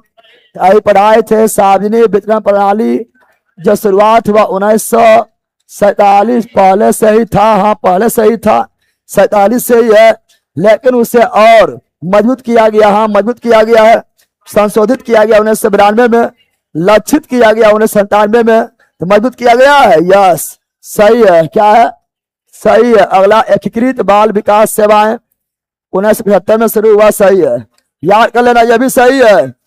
एकीकृत बाल विकास सेवाएं शुरू कब हुआ, 1975, याद करो कब हुआ, अरे बड़ा सही है ना, बोलो याद करो 1975। काम के बदले अनाज कार्यक्रम दाम पढ़ाए थे 1977, 78। कौन से पंचवर्षीय योजना, पांचवी पंचवर्षीय योजना पूछता है बैला, क्योंकि पांचवी पंचवर्षीय योजना 5 वर्ष नहीं 4 वर्ष, 74 से 78 ना आएगा, हाँ तो ये भी सही है, भी तो कौन सही है, ऑप्शन नंबर डी, 1 2 फिर समझा रे। यस, नेक्स्ट, भारतीय खाद्य सुरक्षा अधिनियम 2013, अभी लिखाए भी थे ना कि खाद्य सुरक्षा अधिनियम 2013 के तहत कितने ग्रामीण जनसंख्या को योग परिवार के रूप में वर्गीकृत किया गया, यानी योग है, यानी वो खाद्य प्राप्त करने के लिए योग है, यानी गरीब है, क्या है 75%। अन्नपूर्णा योजना जो शुरुआत हुआ अप्रैल 2000 ईस्वी, 2000 ईस्वी, लेकिन तुम लोग एक के ना समझ लेना, अंत्योदय अलग है, अंत्योदय जो है यह आपका 25 दिसंबर 2000 ईस्वी। अंत्योदय है ये गरीब से गरीब के लिए, गरीब से निर्धन में भी निर्धन, लेकिन अन्नपूर्णा किसके लिए है, अन्नपूर्णा योजना प्रारंभ 2005 में नहीं, अब ये गलत है, 2000 ईस्वी, 2000। तो कौन सही है, एक सही नहीं है, एक सही नहीं है। अब ये तो ये होगा, इस योजना का लक्ष्य निर्धन में सबसे निर्धन नहीं, निर्धन में सबसे निर्धन अंत्योदय है। अरे बैला रे, अभी तो लिख दिए, 2 सही काल बोल रहा है रे, निर्धन में सबसे निर्धन कौन है, अंत्योदय, यह भी गलत, कौन है सही, ना तो 1 और ना ही 2। अगला, अंत्योदय अन्न योजना वही जिसका प्रारंभ हुआ 25 दिसंबर 2000 ईस्वी, 2000 ईस्वी, गरीब में भी गरीब, निर्धन में भी निर्धन। अंत्योदय अन्न योजना दिसंबर 2000 में। यस, अब 1000 बार बोल रहे ना, बोल रहे कौन सही है। अगला, अप्रैल 2002 से प्रति पात्र परिवार खाद्यान्न की 25 किलोग्राम से बढ़ाकर 35 किलोग्राम, सही है, यह भी याद कर लेना। तो कौन सही है? Option number C. अगला, खाद्य सुरक्षा सहकारी समिति, खाद्य सुरक्षा सहकारी समिति के भूमिका से संबंधित निम्नलिखित कथनों में से कौन कथन सही है? सही। तो देखते हैं, तो गुजरात में अधिकांश राशन की दुकानें सहकारी समिति के माध्यम से संचालित की जाती। गलत है। सहकारी समिति से अधिकांश राशन के दुकान सहकारी समिति के माध्यम से संचालित गुजरात में नहीं बल्कि तमिलनाडु का, तमिलनाडु, जहां पर मुख्यमंत्री कौन बना है? मुख्यमंत्री कौन बना है? थालापति विजय। अरे थालापति बोलता है।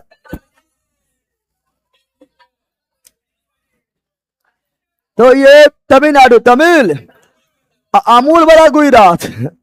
उल्टा लिख दिया है, उल्टा लिख दिया है।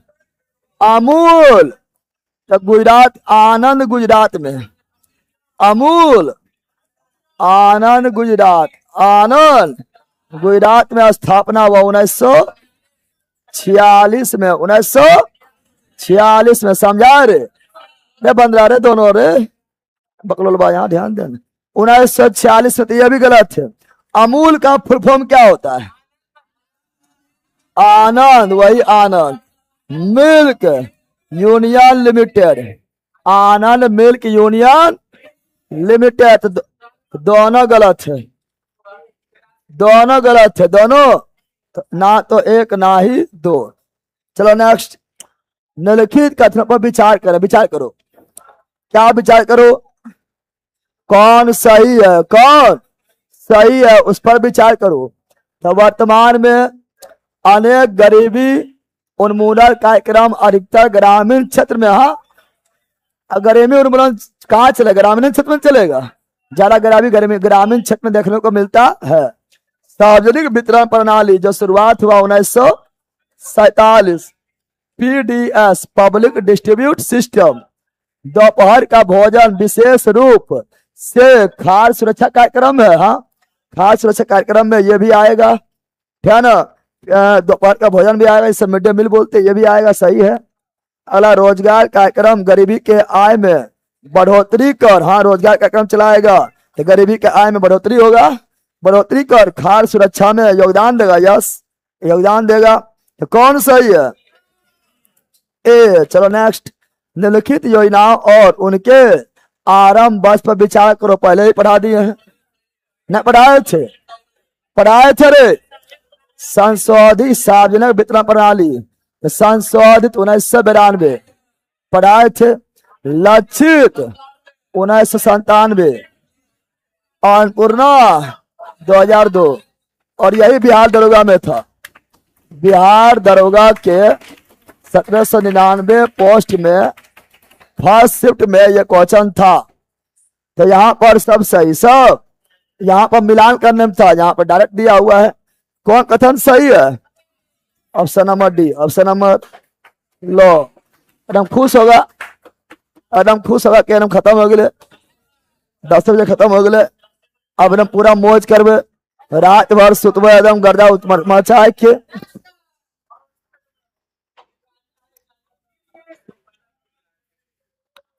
चलो ऑनलाइन वालों, class NCERT all out class 9th economics complete हो गया है, क्लास 9 का। अब क्लास 10, 11, 12 बचा हुआ है। समझ आ गया है? अब आप लोग को जो जानकारी चाहिए वो जानकारी देते हैं।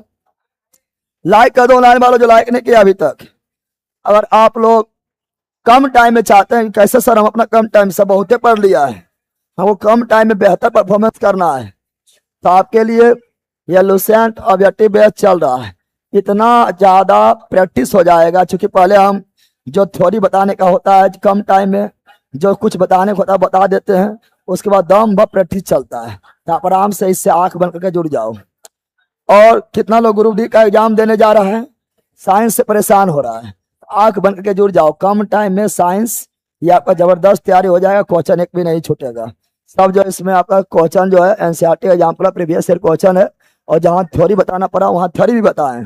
लेकिन आप लोग कितना लोग बोलते हैं सर हम बहुत फाउंडेशन पढ़े हैं, फाउंडेशन वगैरह पढ़ लें, थ्योरी पढ़ लें, टारगेट पढ़ लें, लेकिन उसको हमेशा याद कैसे रहेगा और भूले नहीं, और लगातार रिवीजन होते रहे, और सेट में नंबर भी बढ़े, नंबर भी नहीं बढ़ रहा है और नहीं तो फाइनल सिलेक्शन हो रहा है, तब आपको विजेता बेस से जुड़ना अनिवार्य है। यह विजेता बेस और subject, subject by subject, chapter by chapter objective batch है, ठीक है ना। अगर आप इससे जुड़ गए तो आपको इससे भी नहीं जुड़ना है, उसी में मिल जाएगा। आपको इससे भी नहीं जुड़ना है, विजेता में ही मिल जाएगा। यानी ये वाला और ये वाला, ये दोनों आपको इसमें मिल जाएगा। बाकी बात कितना लोग का क्वेश्चन है कि सर बिहार पुलिस, बिहार दरोगा आगामी जो आने वाला, उसके लिए बताइए ना। एक दिन में नहीं होता है, उसके लिए दम भर पढ़ना पड़ता है। तो आपके अभी वैकेंसी नहीं दिया है, तो आपको अभी मौका है, मौका है। तो ये लक्ष्य बैच है जो 2026 बिहार पुलिस, बिहार दरोगा। देखो अलग अलग बैच हम नहीं बोलते, हम बोलते हैं एक ही बैच पर वो सब निकलेगा।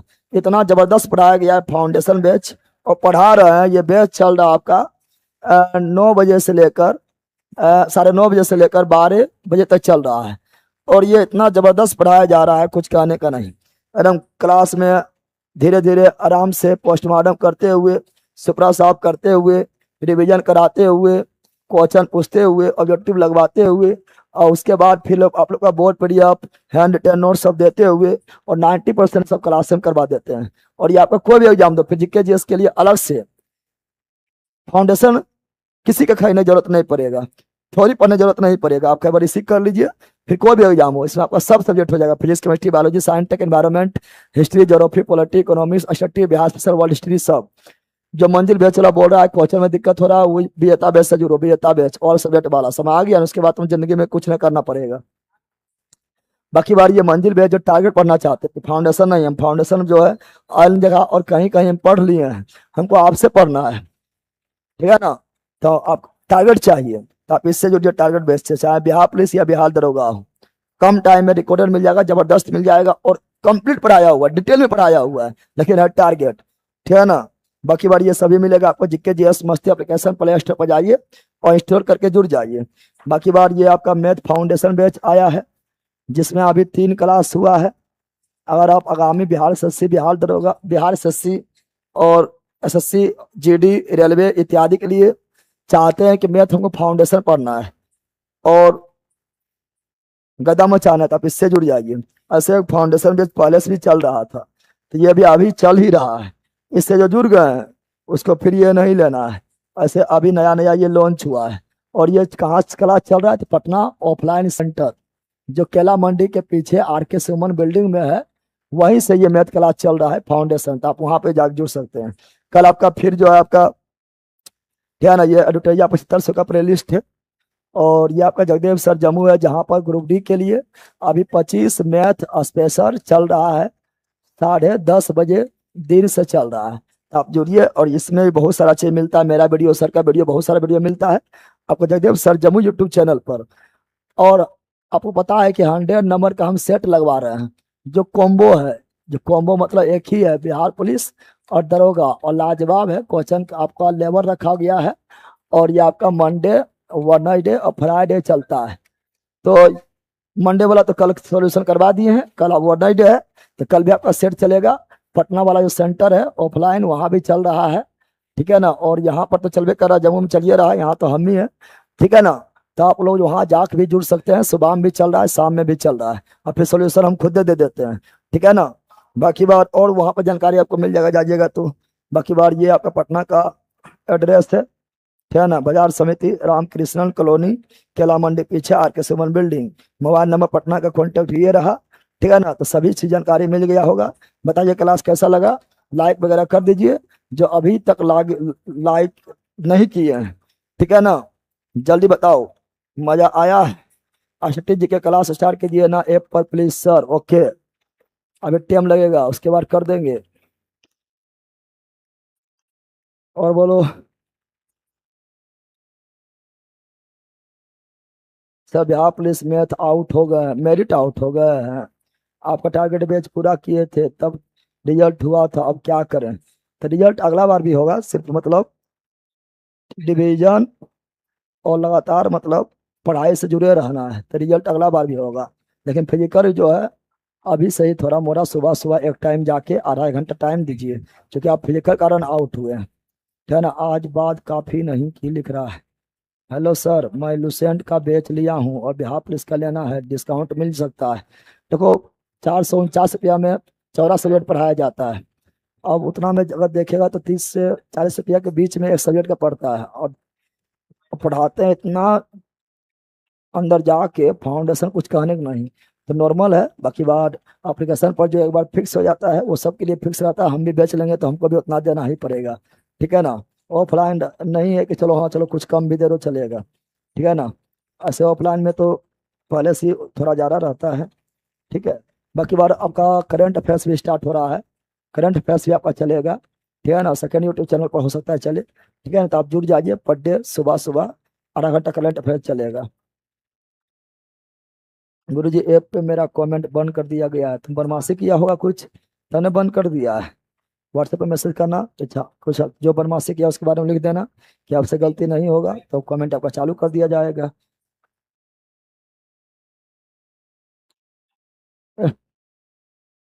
चलो ऑनलाइन वालों, bye bye, see you again. मस्त रहो, मगन रहो, पढ़ते रहो, और जिक्के जीएस मस्ती देखते रहो। ठीक है ना। और आगे बढ़ते रहो। ठीक है। चलिए, गुड नाइट, स्लीप टाइट, जय हिंद, बाय।